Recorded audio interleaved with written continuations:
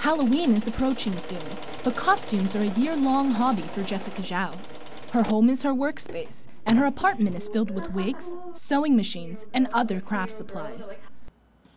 Jessica is a cosplayer. Cosplay is a hobby that originated in Japan and is now popular in North America.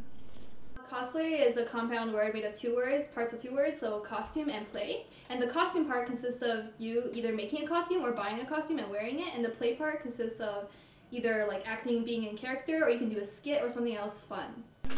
The cosplay culture branches into other areas of interest where cosplayers draw their ideas from. Anime, video games, and gothic Lolita fashion are just a few.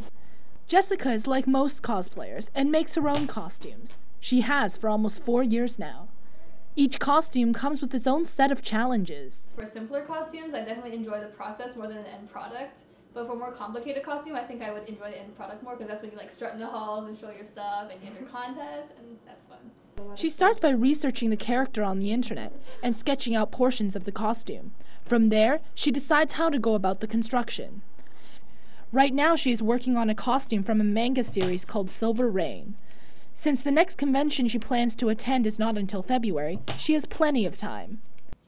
Despite the eccentric nature of their costumes, cosplayers still find time to gather in public outside of conventions.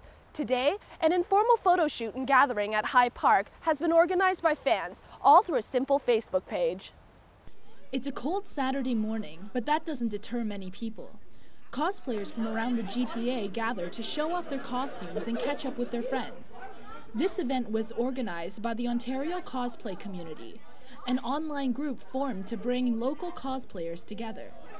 They have creative ways of staying warm, with giant group hugs and umbrella forts to block the wind. In places like China and Japan, cosplayers are seen more like models. They are judged not only on the quality of the costume, but how well they physically fit the character as well. Popular cosplayers in Asia may also put together books filled with pictures from photo shoots and sell them. But cosplay culture in North America is very different. It's more of a social event, and most cosplayers don't think of themselves as models. More recently, I think we've lost that sort of Japanese culture. It's become more of a universal culture. You can be any gender, any race, and you can dress up as any character you want, and then you can come and make friends who have similar interests or hobbies as you. So the Japanese culture introduced it to us, but we made it our own. The photographers that show up mostly do this as a hobby. It's a chance to capture fiction come to life.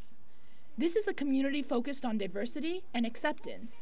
Cross-dressing cosplayers, or crossplayers, are not uncommon. Jessica resurrected an old costume for this, cross-playing a male character from the Japanese computer phenomenon Vocaloid.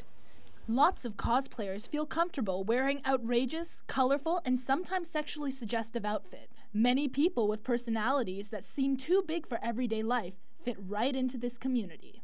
I was a very shy person before I discovered cosplay, and ever since I did, I met new friends, I discovered different things about myself and about other people. It just really opened my eyes to a different side of the world.